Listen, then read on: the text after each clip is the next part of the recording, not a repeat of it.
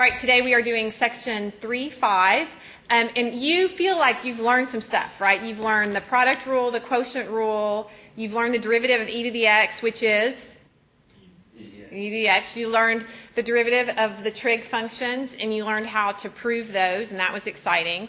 And you learned the power rule, which was kind of where it started, that, you know, x to the n, the derivative is n, x to the n minus 1. And that's actually true. I can't prove it to you yet, but that's actually true for like x to the pi.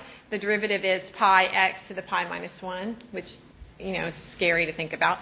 But anyway, there's still a ton of functions that you don't know about. Like, you still don't know anything. And so today I'm going to help you know a little bit more and really now that we have this thing called the chain rule, which was what we learned today, and I don't want you to think of it, sometimes when I think about the chain rule, I think of like a chain gang, you know, like people all chained together having to pick up trash on the side of the road.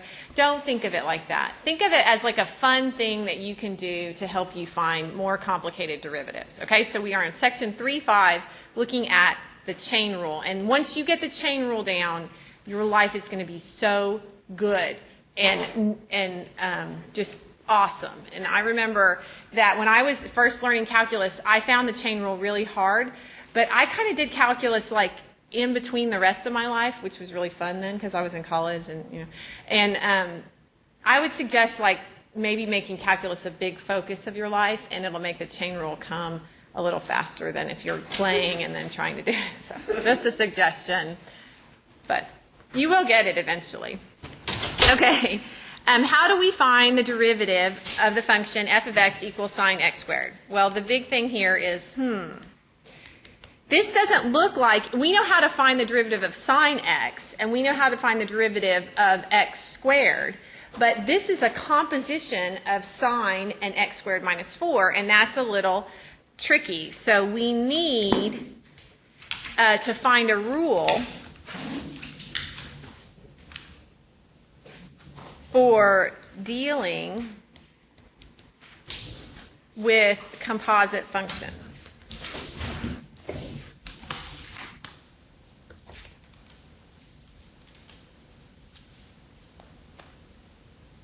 So, how could we describe the equation above as the composite of two functions? All right, so kind of humor me. You did this in college algebra.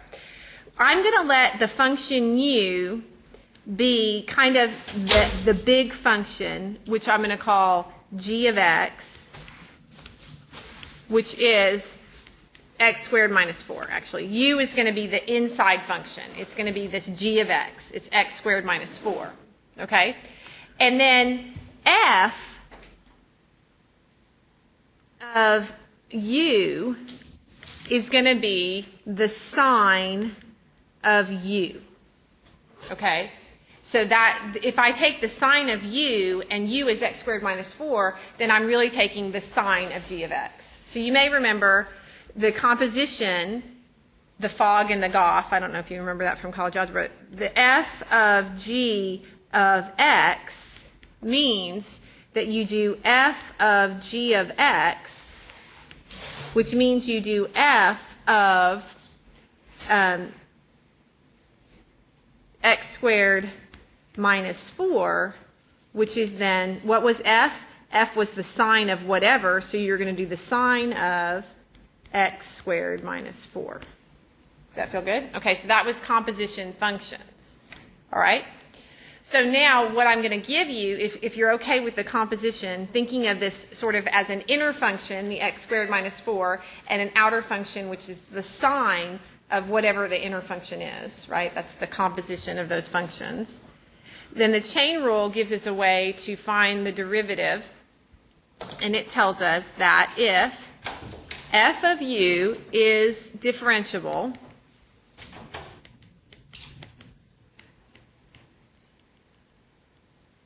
at the point u, which is a function itself called g of x, and g of x is differentiable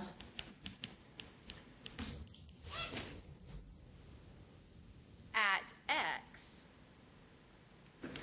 then the composite function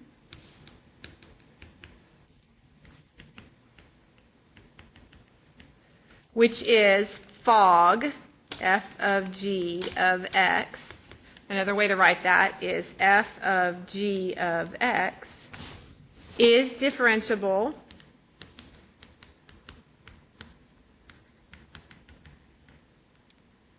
at x, and the derivative of the composition, so put a little derivative right there, is equal to f prime evaluated at g of x times g prime of x. Okay? And we'll do a bunch of examples and you'll see this. But this, what you're going to do is you're going to do your outer function, which for our example was the sine. You take its derivative. The derivative of the sine is cosine in terms of the original function. So you're still going to have cosine x squared minus 4. Then you're going to multiply that by the derivative of the inner function. The derivative of x squared minus 4 was 2x. So the answer is 2x cosine x squared minus 4. But I'll write that out in just a second. All right, there's another type of notation. This is Newton's notation, but Leibniz's notation is also fun. In Leibniz's notation,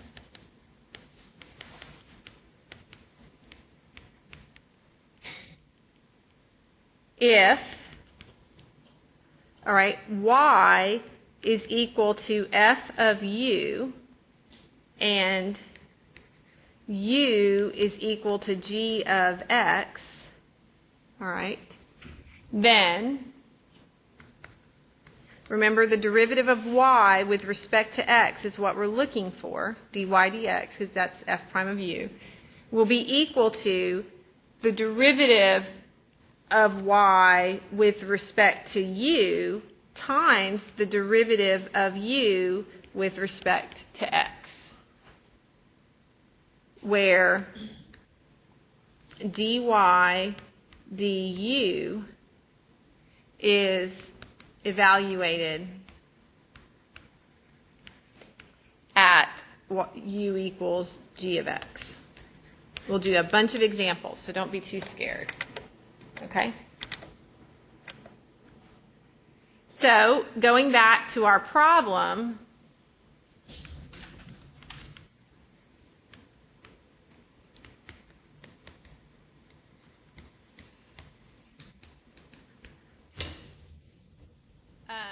f of x is equal to the sine of x squared minus 4.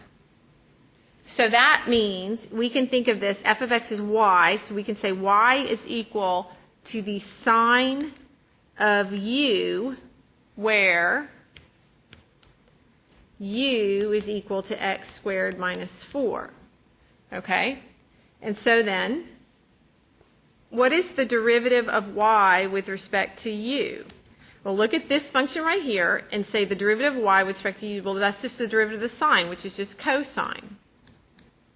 Right? And the derivative of u with respect to x, look at that, and you get what?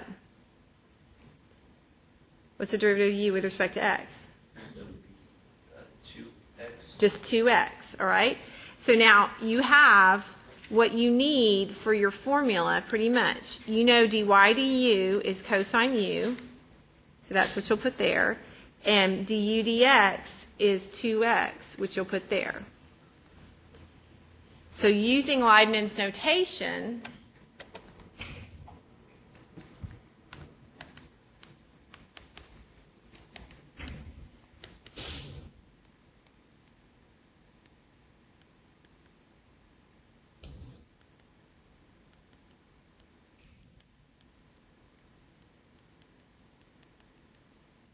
dy dx is equal to dy du times du dx.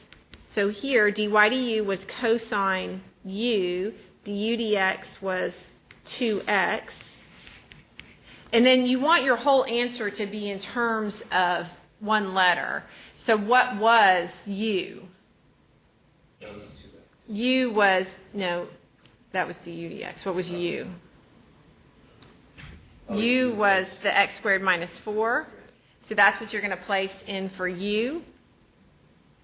And so you will get dy dx is equal to the cosine of x squared minus 4 times 2x, or just, normally we would write the 2x first, 2x times the cosine of x squared minus 4. Okay? So now you have the pattern. Right, and so I did practice a few times using Leibniz notation because it comes up enough. And on your online homework, you have a few where you have to identify it using Leibniz notation. So that's how we'll do it at first. And then you sort of get into a habit of, oh yeah, the inner function, the outer function, multiply, the derivative of the outer, rewriting the inner times the derivative of the inner. You'll get into a pattern where you won't have to write all of this each time. But right now, while we're first learning it, I'm going to be very explicit. Okay. So on number 4, we were told that y is equal to the sine of u, and u is equal to x minus cosine x, and they want dy dx. All right? So in order to do this, we will need to first find dy du. Well, the derivative of the sine of u is just the cosine of u. And we will also need to find du dx, the derivative of u with respect to x. Well, the derivative of x is 1. And the derivative of cosine is negative sine, so this is going to be plus the sine of x. Everybody okay? All right. Then dy dx, according to Leibniz notation, is dy du times du dx. So it's going to be the cosine of u times 1 plus the sine of x, which is equal to then, what is u though? U is x minus cosine x. So this is going to be the cosine of x minus cosine x times 1 plus the sine of x. Okay? And then you can't, the cosine owns this x minus the cosine of x. This 1 plus sine x is actually the product. So you may want to put this whole thing in parentheses like that. You know what I'm saying? You're not multiplying those two together. Okay, so it's not so bad, right? Yeah, Miss Brooks, this is fun. Good. Okay, let's try number 5. Robinson, do you remember what the derivative of the secant is, or can you find it on a sheet somewhere?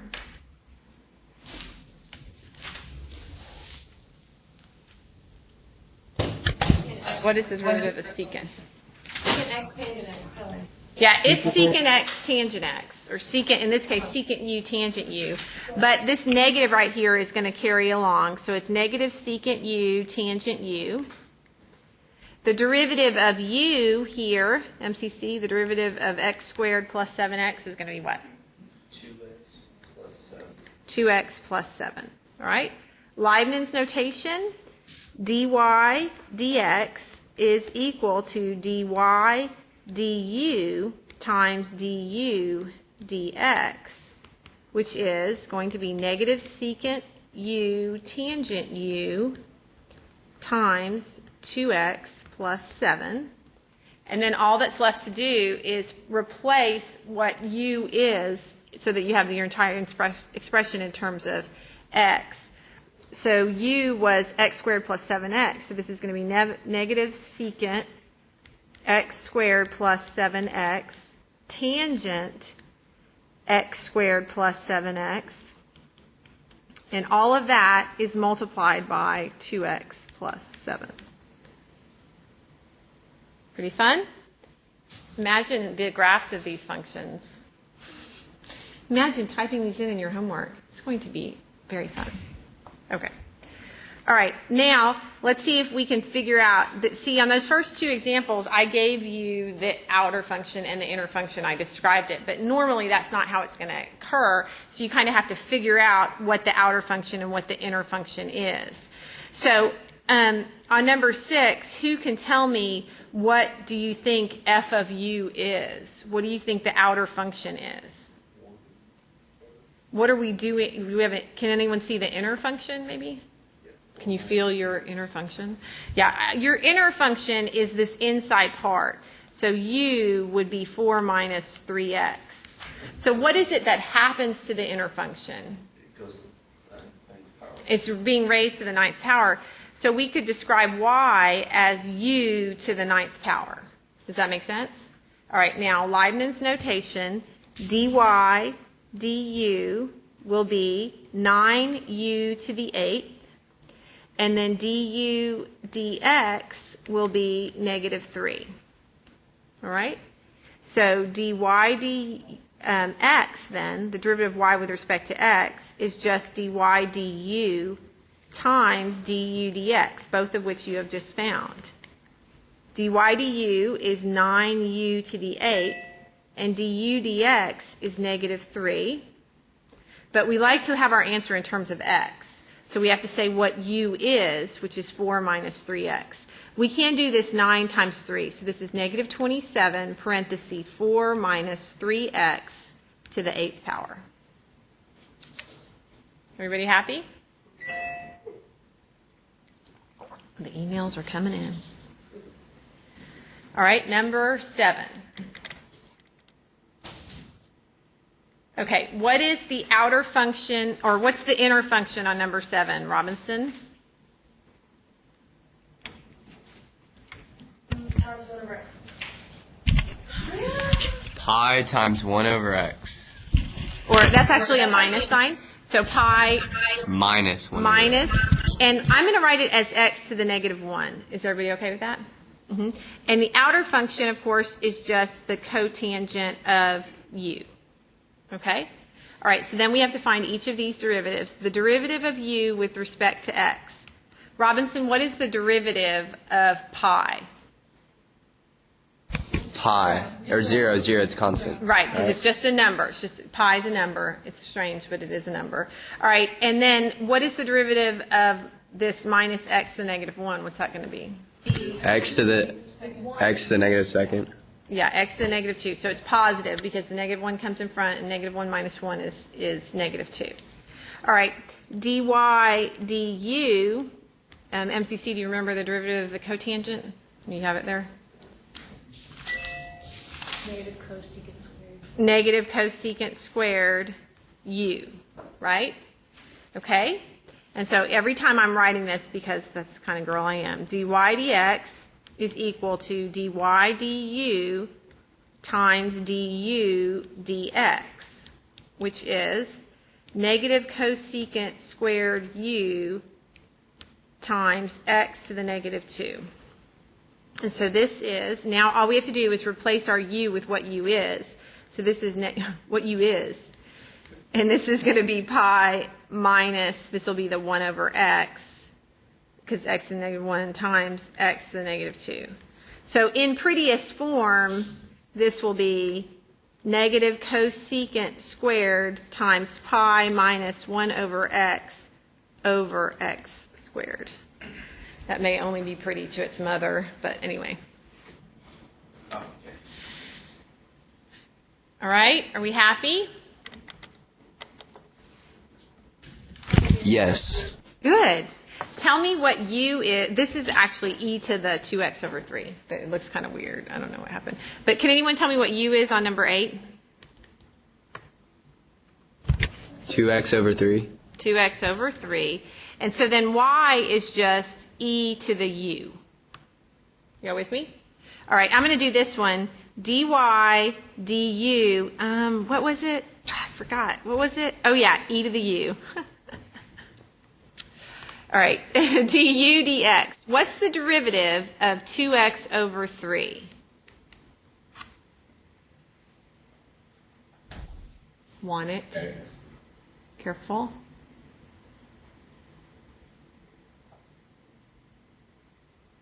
What's the derivative of 5x?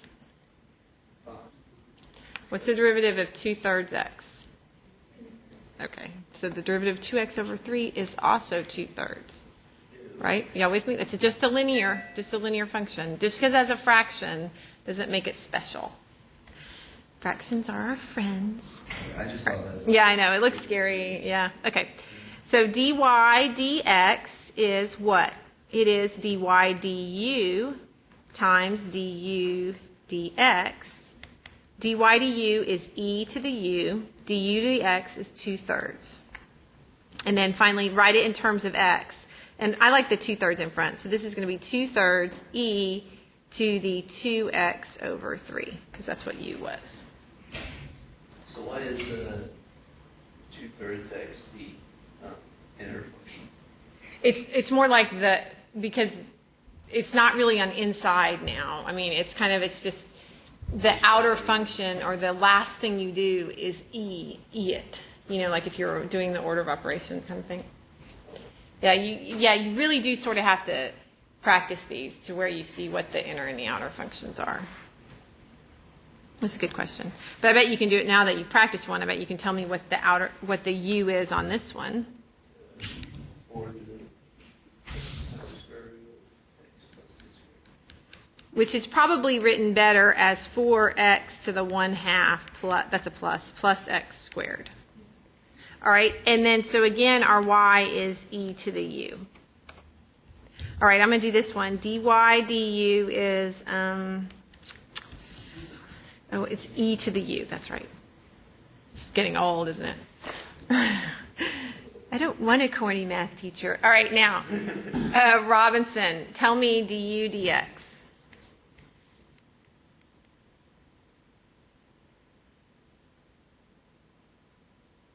2x to the negative 1/2 plus x. 2x plus 2x, sorry. Very good. Okay, everybody okay with that? Because the 1/2 comes in front, and it'll reduce the 4 by 2, x to the 1/2 minus 1, which is negative 1/2, plus the derivative of x squared is 2x. Very, very good. All right, and so then dy dx is dy du times du dx, which is e to the u times 2x to the 1/2 plus, or negative 1/2, plus 2x. So, sorry. I should have put it on silent. I'm sorry. Parentheses around that. Yeah, good idea. And then the e to the u was that mess there. So this is e to the 4 square root x plus x squared times, and this is probably better written as 2 over the square root of x plus 2x. Does that make sense? Okay, and so at some point you start to get to where you don't have to do all this dy du stuff, right? At some point, after you've done 10 million of them, you start to see what's happening, okay? And you don't have to do that. And so I'm assuming that point has occurred right now. Okay. Right. Hopefully you are definitely going to want to go home and practice these. But here we go on number 10. It says, find the following derivatives. It is not necessary to write them as a composite of two functions, just work from the outside in. And so it's almost like it's like a belly button operation. For some reason, I'm always thinking of innies and out. I don't know. Okay. So what you want to do is you want to just stare at it. You want to feel it. All right? So the first thing I would do is write this as 2r minus r squared to the 1/2. And then you want to kind of squint. All right? And you want to say, can I feel the outer function? Do you feel the outer function? It is stuff to the 1/2, all right? So you do derivative of stuff to the 1/2 will be, Q prime will be, derivative of stuff to the 1/2 is 1/2 stuff to the 1/2 minus 1, which is negative 1/2. Are y'all okay? We have to go, Miss Brooks. Aw. You guys never stay very long. We're on a UIL schedule today, too, so. All right, well, have fun watching on video, I guess, or just, I don't know, go to the homework and click on show me an example. Hopefully you're not doing that. All right, I will. We thoroughly enjoyed your class today, so we're just throwing that out there. All right, just thanks for the thumbs up there. Hope the song's in your head. All right, now, the derivative of the inside is what? Good. The derivative of the inside is 2 minus 2r. Everybody okay? So we did the derivative of the outer times the derivative of the inner. So this is my dy du, but I already went ahead and already wrote in what u was, and then this is just my du dx. Okay? The common mistake is to like try to differentiate all at one time. Like actually take the derivative of this while it's in here. You know what I'm saying? But that's bad. Okay? So you have to rewrite the inner function. You have to find your inner function. Okay, so this is going to be 1/2. You guys are just not with me. I can factor 2 out of this for grins, and I'll get 1 minus r, and then I could cancel those 2's. Because part of calculus fun is simplifying and cleaning it up so you can get the answer that they want. Instead of that, although your answer is correct, it's not in the right form. 1 minus r over the square root of 2r minus r squared is the most pretty answer. Okay. Ooh, scary. All right. This is like a double inner. Like we can think of this as a function here that's going to have a chain rule, and we've got a function here that's going to have a chain rule. This function's inner function is 3t. This function's inner function is 5t. Right? Okay. So ds dt is going to equal. All right. You write. You do this. The constant is just going to tag along. So it's 4 over 3 pi times the derivative of the outer function. What is the derivative of sine 3t? Well, the derivative of the sine is cosine. So the derivative of sine stuff is cosine stuff. So it's going to be cosine 3t. But then you have to take the derivative of the stuff, the derivative of the inner, which is then 3. Are y'all okay? Plus, all right, you have 4 over 5 pi. Your outer function is cosine.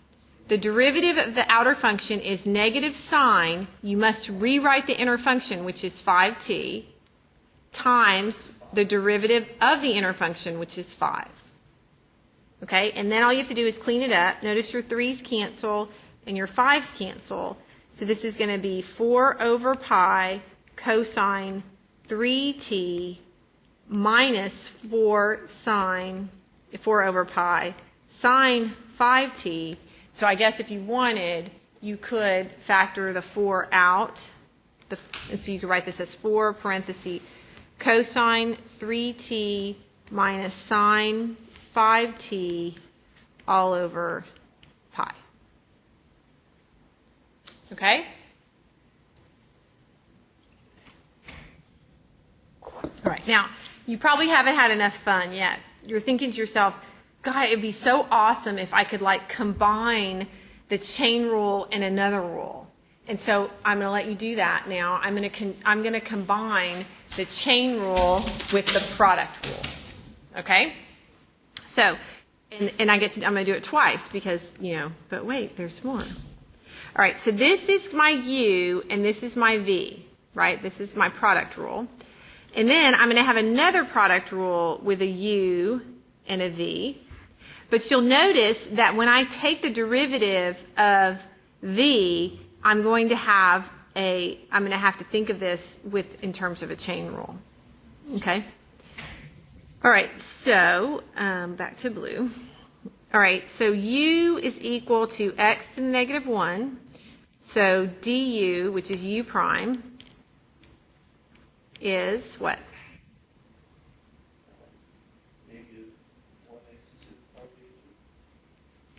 Negative 1x to the negative 2, right? Yes?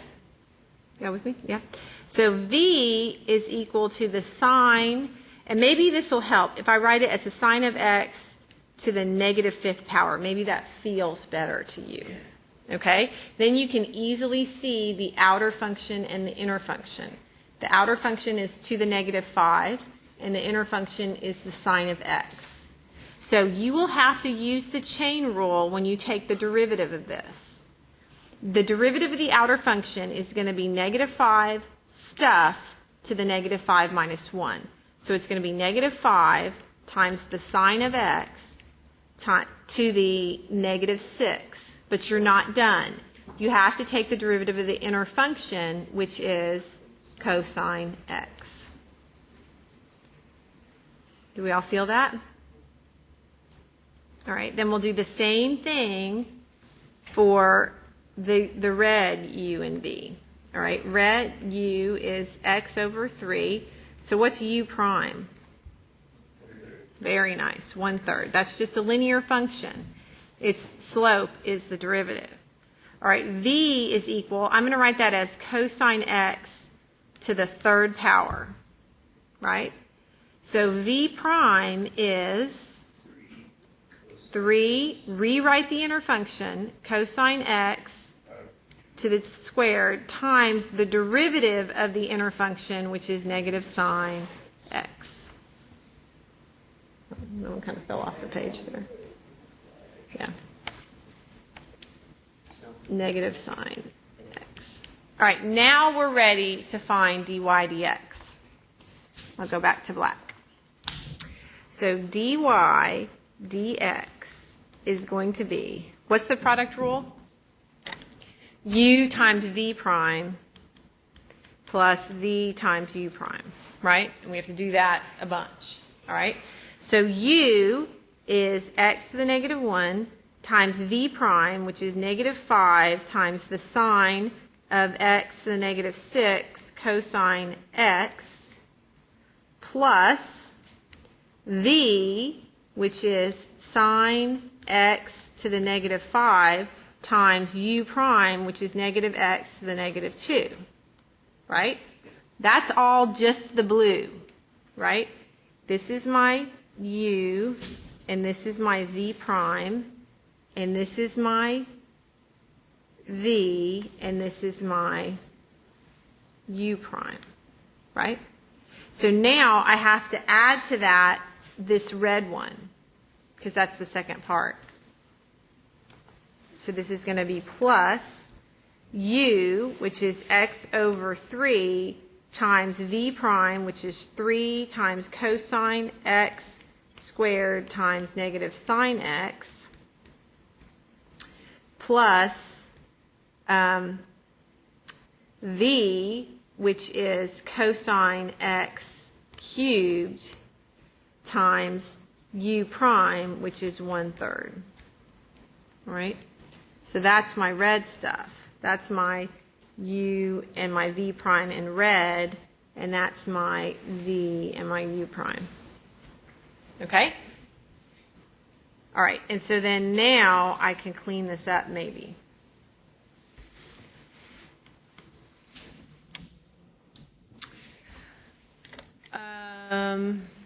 Let's see. I will do negative 5 sine to the negative 6x cosine x, and I'll put that all over x, plus, or actually minus sine to the negative 5x over x squared, minus, notice my 3's cancel there, so it's going to be x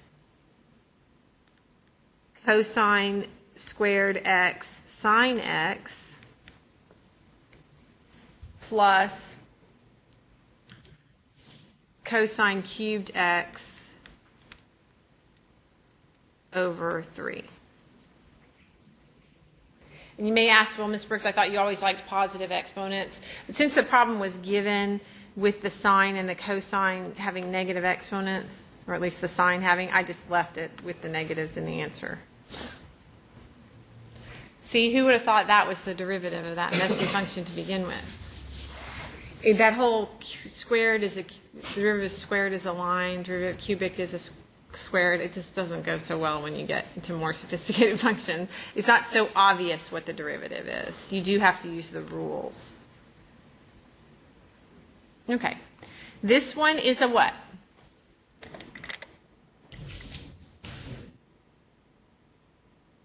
It is a product rule, and on the second function, the e to the x cubed, the v, you are going to have to use the chain rule. Okay, so this is another combo, product chain. So this is U and this is V. All right, so U is equal to 9x squared minus 6x plus 2. So U prime, this is all you ever have to do if you just signed up for business calculus. You know what I mean? All you'd ever have to do is take derivative polynomials. You guys are the ones that made this hard. All right, now what's the derivative of 9x squared minus 6x plus 2? 18x minus 6. You can do that all day long, right?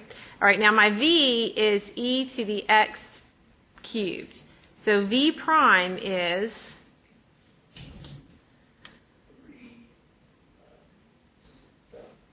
okay, let's first do the outer function. The outer function is e to the stuff. And the derivative of e to the stuff is e to the stuff. All right, so it's e to the x cubed. But you have to take the derivative of the stuff. And the derivative of x cubed is 3x squared. So your answer, written a little clearer, is 3x squared e to the x cubed. Wow, that's a pretty interesting looking function. All right, then we do dy dx is u times, what's that rule? U times v prime plus v times u prime. So it's 9, I should do this in black, shouldn't I? Oh well. I like all my different colors. So dy dx is u times v prime plus v times u prime. So it will be 9x squared minus 6x plus 2 times 3x squared e to the x cubed plus e to the x cubed times 18x minus 6. All right. What you may notice then is that there is an e to the x cubed common to both terms, right? So we will factor that out, and then at the same time, I'm going to distribute this 3x squared onto this and see if I can't clean a little bit. All right? So I'm going to factor and distribute at the same time, which seems weird. But anyway, this is going to be e to the x cubed parenthesis 27x to the fourth minus 18x cubed plus 6x squared plus 18x minus 6. So actually I could have factored a 3 out also, but I'm tired, so whatever. Did y'all see that? Because I should have, the 3 is common to the 18 and the 6, so I should have taken that out, but whatever. Right. So say you're like, okay, that's fun. I got the chain rule, I got the product rule, but I just wish I had a problem that had like the chain rule and the quotient rule and, you know, an inner quotient within the chain, and maybe if there was a product within that, that would be even cooler. And so this is not quite as cool as it could be, but it is in fact going to have an outer function, which is the sine, and then your inner function is going to have a quotient rule, but within your quotient rule, you have a chain rule because of the square root of t plus 1 in the denominator, right? So what we have here is a chain quotient chain, right? So it may help you to sort of see this from a notation standpoint. The derivative of q is going to be the derivative of the outer function. What is the outer function? Sine. So it's going to be the cosine of the stuff. That's your derivative outer function. But then you have to take that, multiply that by the derivative with respect to t of the inner function, which is t over the square root of t plus 1. And to get the derivative of this inner function, you are going to have to use a quotient and a chain rule. So this is going to require both the quotient and the chain rule to get it to work. Okay? All right. So let's just work on that part, and then we'll put it all together. So let's just consider the derivative with respect to t of t over the square root of t plus 1. Okay, so when you do this, this will be your u. Oops. This is your u, and this is your v in your numerator. So u equals t, and u prime is equal to 1. So that was fun. V equals t plus 1 to the 1/2. V prime is equal to 1/2 t plus 1 to the negative 1/2. Right? Times, yes, times the inside, which in this case is just 1, because the derivative of t plus 1 is just 1. All right. So this is going to be equal to, what is that? The derivative is v times u prime, the quotient rule is v times u prime minus u times v prime over v squared.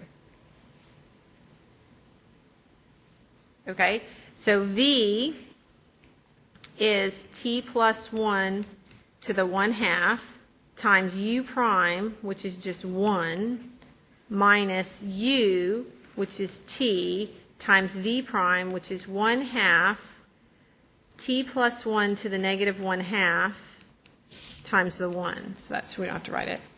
And it's all over t plus 1 to the 1/2 quantity squared. All right, now, the cleaning of this particular problem shows up a lot for whatever reason. They like it algebraically. And the cleaning of this particular problem is very important for you guys to pay attention to. So please watch me clean.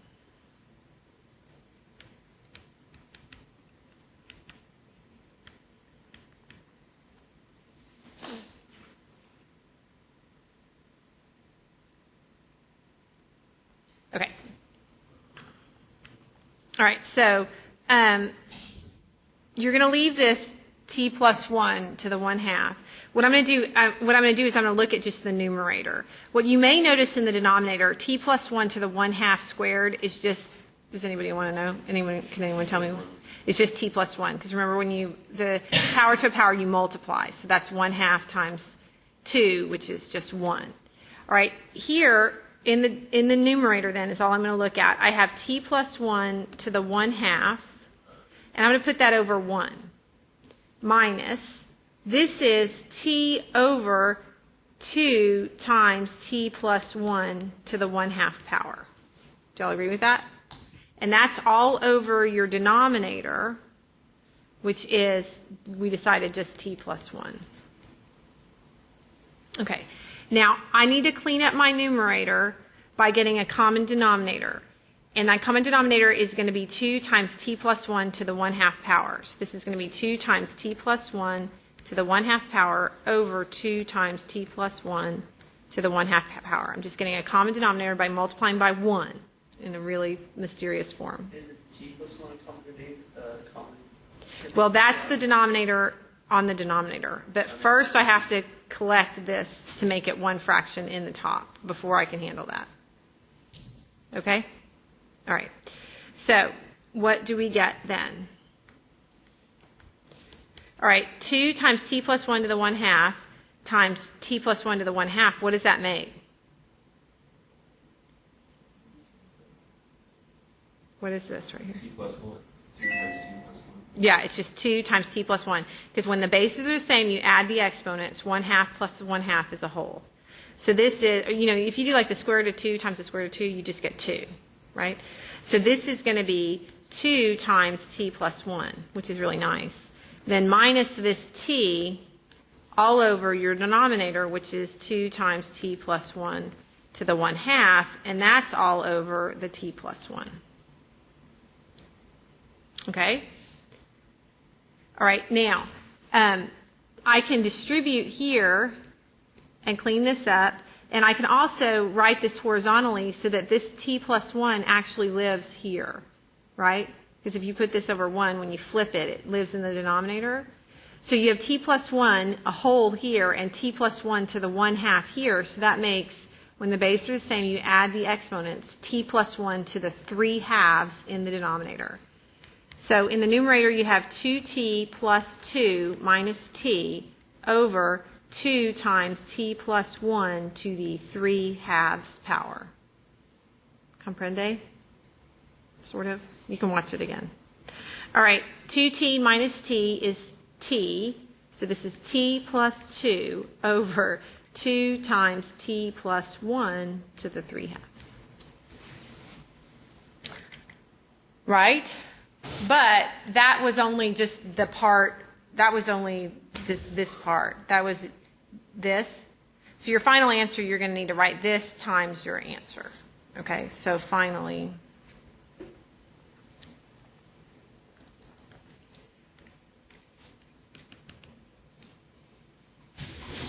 q prime is equal to the cosine of t over the square root of t plus 1, that was your stuff, times the derivative of your stuff, which after a lot of work we just decided was this. But that work that I did, it just comes up enough. It comes up enough to where you need to be thinking, especially this whole common denominator thing and how cool it was, how it cleaned up so pretty, and then how this denominator made it to the 3/2. It comes up repeatedly throughout your calculus study. So the sooner you get good at that algebra, the better. All right, here's number 15. Your inner function is what? We've got it's really a double chain, right? Because your first inner function is the 5 sine t over 3. But the inner function of the inner function is t over 3. Do y'all see that? So you just have to be real careful, really careful in remembering to write the inner function when you're doing the derivative of the outer function, and then, take it step by step. So y prime is going to be first the derivative of the most outer function, which is the cosine. What is the derivative of the cosine? Negative sine, and you rewrite the stuff. So this is going to be negative sine 5 sine t over 3 times the derivative of the inner function. Well, the inner function is a composition. The derivative of 5 sine t over 3 is first going to be 5 cosine t over 3, right? And then multiply by the step. 5 cosine t over 3, and then finally the derivative of the most inner function, which is t over 3, the derivative of that is 1/3. Okay, and you have to be careful at what you're looking at. Here, you're taking the sine of all of this. So you cannot join this 5 and this 5, right? You're taking the sine of that. But this 5 and the third, you can make 5/3, and this negative can come out. So you can think of this as negative 5/3, and then you can say, you might want to put the cosine t over 3 first. I don't know if you want, and then the sine of 5 sine t over 3. Do you see what I'm saying? Because you're taking the sine of 5 sine t over 3, so don't try to join it with the other 5. Okay?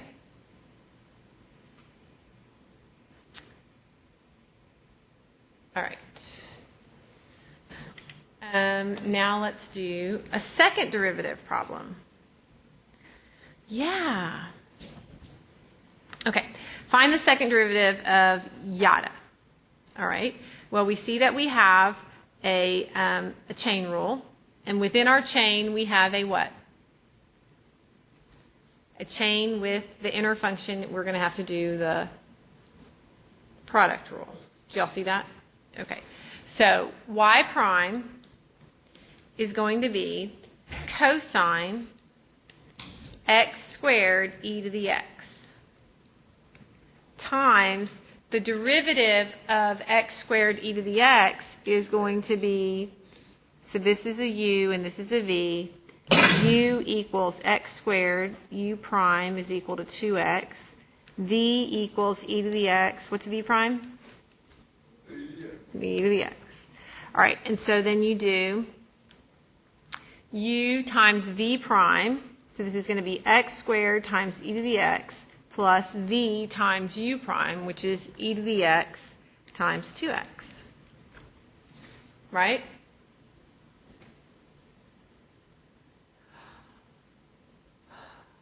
Alrighty, that looks fun. The problem is, that's your first derivative. The problem here is that we need a second derivative. And so we get to do this all again.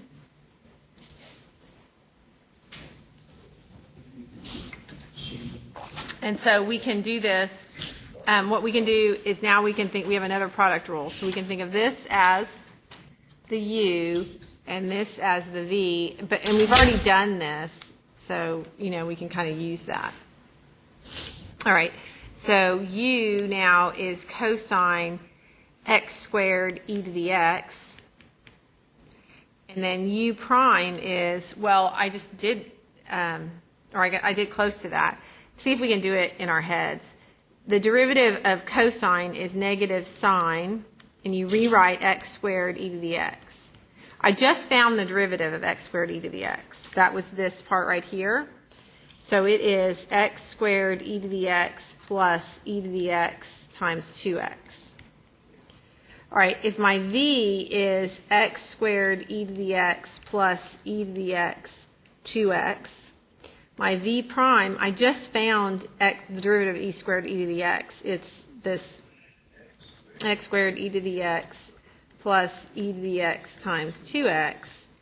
And then the derivative of this thing is, so u is equal to e to the x, u prime is equal to e to the x, v is equal to 2x, v prime is equal to 2. So it's u times v, so it's 2 e to the x plus 2x e to the x.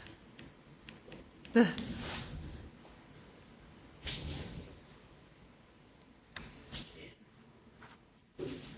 All right, and so then our second derivative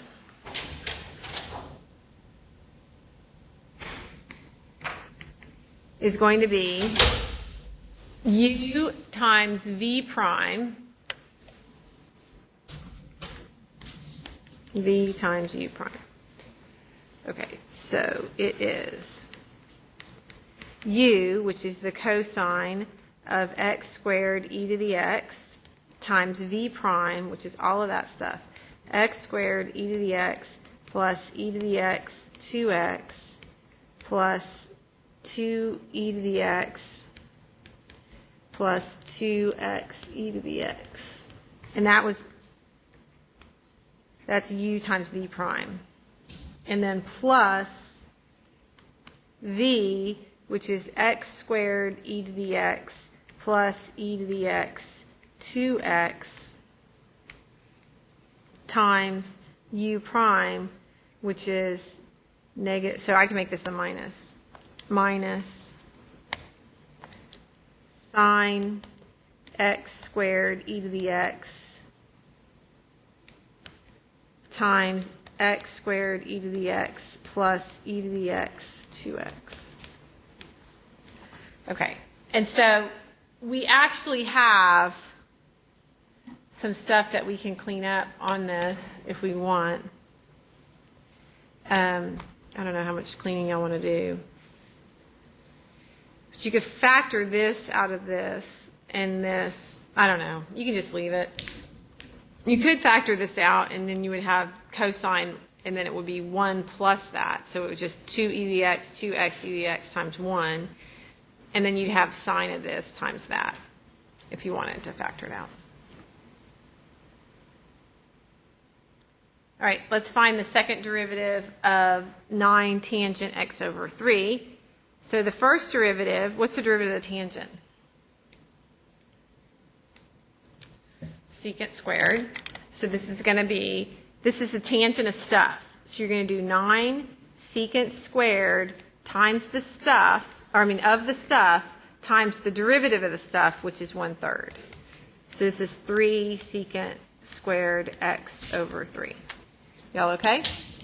And then the second derivative is you want to think of this as 3 secant x over 3 quantity squared. So you have a double chain here. You have your outer function, which is stuff squared. And then your inner function is secant, and your innermost function is x over 3. Would your outer stuff be 3 times stuff squared? Mm-hmm. So you're going to do 3 times 2, well, it would be 2, and then you rewrite the stuff, and then to the 2 minus 1, which is just 1, right? That's the first piece of the chain. Then you take the derivative of the secant, which is secant x tangent x. So it's going to be secant stuff, tangent stuff, where your stuff is x over 3. And then finally, you take the derivative of x over 3, which is 1/3. So it's 3 steps there. Your outermost function was secant x over, was stuff to squared. So stuff squared is just 2 stuff to the 2 minus 1, which is just 1. So that's where this was 2 stuff to the 2 minus 1. Then you take the derivative of the stuff, but the stuff has stuff in it, so it's secant stuff. So it's the derivative of secant is secant stuff, tangent stuff. And then you take the derivative finally of the innermost stuff, which is 1/3. I can see y'all freaking out. The 3's cancel, and you get 2 secant squared x over 3 tangent x over 3. Right? Oh, that's it. So you don't have to be stressed any longer. So, you know what? Practice, practice, practice. I mean, the more you practice, like if you go, there's actually a textbook that comes along with your course. If you click on textbook and you go to section 3.5 and you work every single problem, I think I've even posted the answers somewhere. I'll post them. I'll post all, you know how you can go to the back of the book? I'll post all of them. If you worked all of those problems, you know, like just for fun, 10 a day or something, you would be a rock star at derivatives at the end, which is probably what you want to be to do well. I mean, you just need to know how to do them, kind of internalize it. It's kind of like any type of math skill. You got to practice it.